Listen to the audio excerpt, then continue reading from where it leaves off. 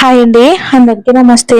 Mister devil boss part 5 ముందు 4 ఎపిసోడ్లు కూడా మన సూర్య ఆడియో స్టోరీస్ లో ఉన్నాయండి. స్టోరీలోకి వెళ్ళిపోదాం.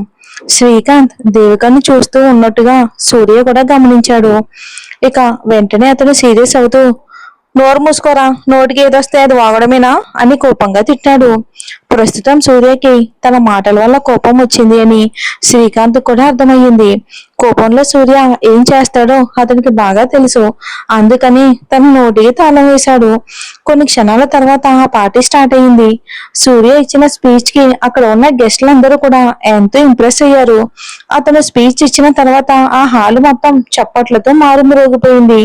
అందరూ చాలా సంతోషంగా పార్టీ చేసుకుంటూ ఉన్నారు. తన పని మొత్తానికి ముగిసిపోవడంతో దేవిక కూడా అమ్మయ్య అని ఊపిరి పీల్చుకుంది. ఆ తర్వాత ఆమె తన ఫోన్ లో మెసేజ్లు చెక్ చేసుకుంది. వర్ధన్ నుండి ఆమెకు ఒక్క మెసేజ్ కూడా రాలేదు. అతను తన ఫోన్ కూడా చెక్ చేయలేనంత బిజీగా ఉన్నాడా ఏంటి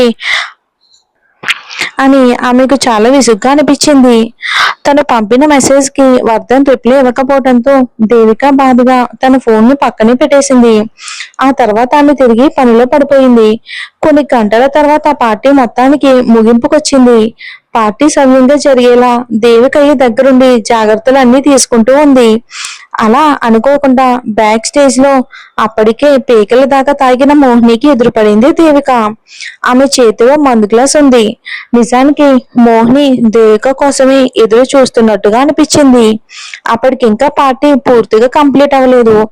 మోహిని తనతో ఏదైనా గొడవ పడుతుందేమోనని దేవికకు అనిపించింది.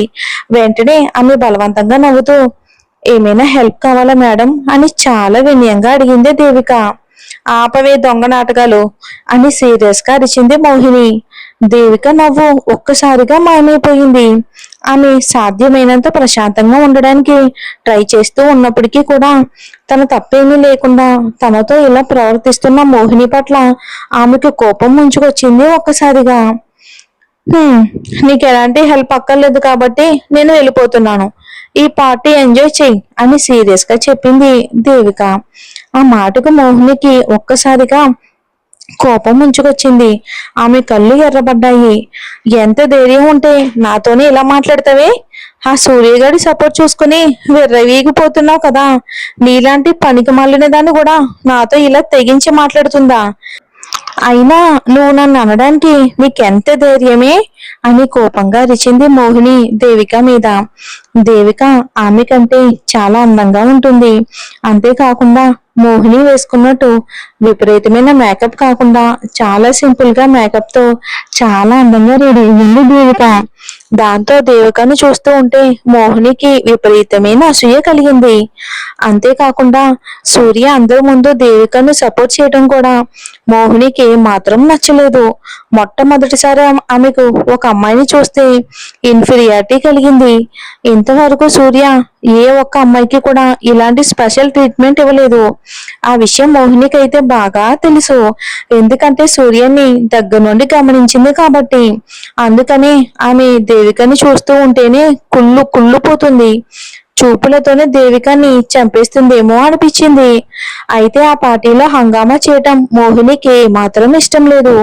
అది తనకి బాగా నష్టాన్ని కలిగిస్తుందని ఆమెకు బాగా తెలుసు.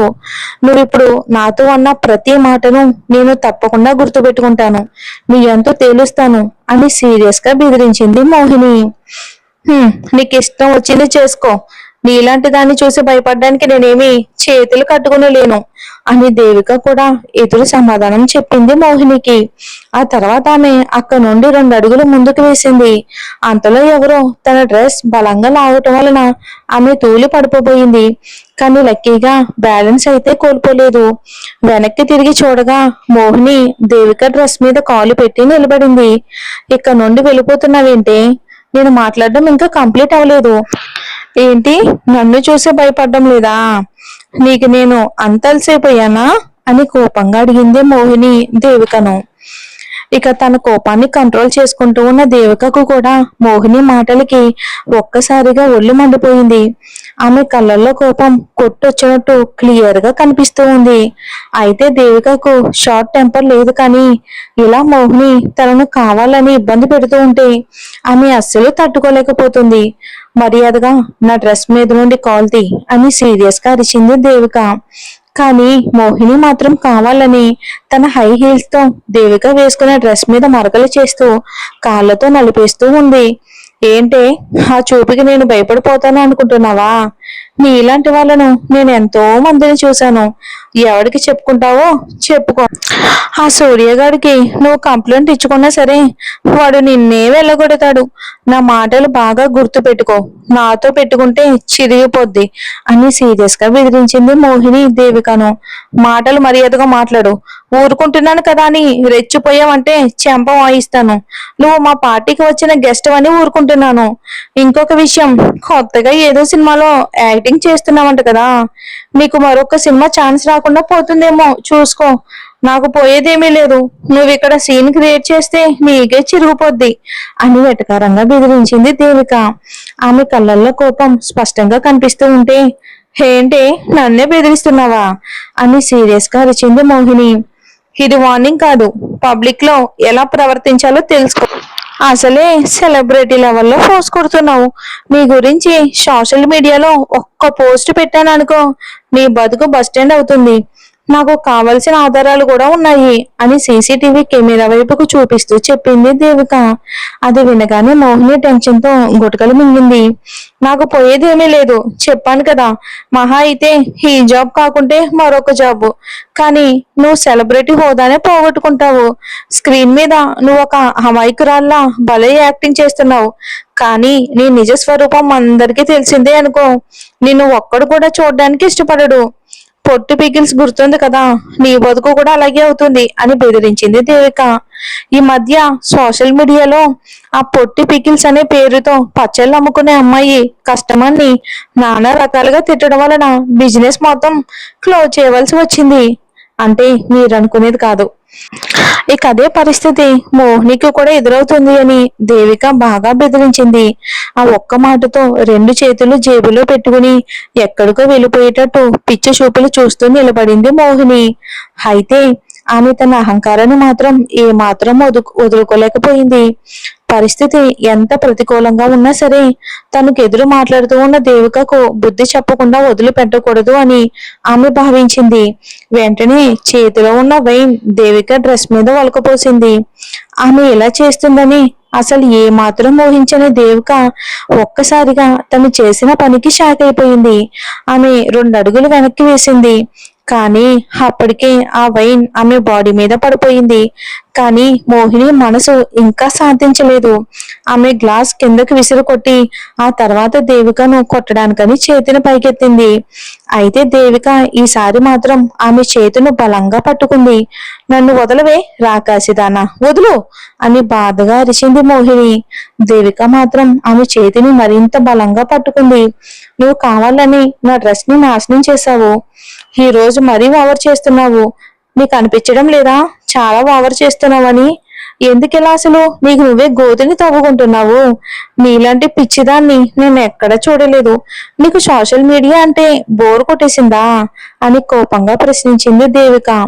ఆ తర్వాత మోహిని సమాధానం కోసం ఎదురు చూడకుండా ఆమె ఎక్కడి నుండి వెళ్ళిపోయింది కోపంతో. ఎర్రగా కందిపోయిన తన చేతిని పట్టుకుని ఆమె వెళ్లిన వైపుకే చూస్తూ ఉండిపోయింది మోహిని కోపంతో. నేను వదిలిపెట్టని, ఎందుకు పుట్టానా అని నువ్వు బాధపడే రోజు తొందరలోనే ఉంది అని కోపంగా బెదిరించింది మోహిని. దేవిక ఆమె మాటలు ఏమాత్రం పట్టించుకోకుండా అక్కడి నుండి వెళ్ళిపోయింది. ఒక సాధారణ కామాక్షి గ్రూప్ ఆఫ్ ఇండస్ట్రీలో పనిచేసే అమ్మాయి తనను అసలు ఈ విధంగా అవమానించడం మోహిని ఏ మాత్రం తట్టుకోలేకపోతుంది. అంతలో అక్కడికి సూర్య రావడం ఆమె గమనించింది. ఏమైంది అని సీరియస్ గా అడిగాడు సూర్య.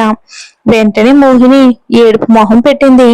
ఆ తర్వాత ఎర్రగా కందిన తన చేతిని చూపిస్తూ, మీ కంపెనీలో పనిచేసే అమ్మాయి ఎంత పని చేసిందో నువ్వే చూడు సూర్య అని తన చేతిని చూపించింది. అంతేకాకుండా అతనికి లేని పోనివన్నీ కల్పించి చెప్పింది. ఖచ్చితంగా తాను చెప్పిన మాటలు అతని మీద ప్రభావం చూపిస్తాయి అని ఆమె భావించింది. అసలు ఆ అమ్మాయి ఎంత చిత్రంగా ప్రవర్తించిందో తెలుసా? తనకు మెంటల్ ఏమో ఒకసారి చెక్ చేయించు, నన్ను లేనిపోని మాటలన్నీ తిట్టింది, నోటితో చెప్పలేనని బూతులు కూడా నన్ను మాట్లాడింది, తిట్టింది, నా కెరియర్ ముగిసిపోతుంది అని బెదిరించింది అని కంప్లైంట్ చేసింది మోహిని. కావాలని దొంగ ఏడుపులు ఏడుస్తూ సూర్య మనసు కరిగించడానికని ప్రయత్నించింది. మరి ఏం జరుగుతుందో చూద్దాం. అలాగే రొమాంటిక్ బీస్ట్ కూడా దాదాపు ఒక 1 వీక్ లో అయిపోతుందండి. సో కాబట్టి ఈ స్టోరీ అంతవరకు 1 ఎపిసోడ్ ఇస్తాను, వీలైతే 2 ఇస్తాను. ఆ స్టోరీ కంప్లీట్ అయిపోయిన వెంటనే ఇవి ఎప్పట్లాగానే 2 ఎపిసోడ్స్ ఇస్తాను. Thanks for watching.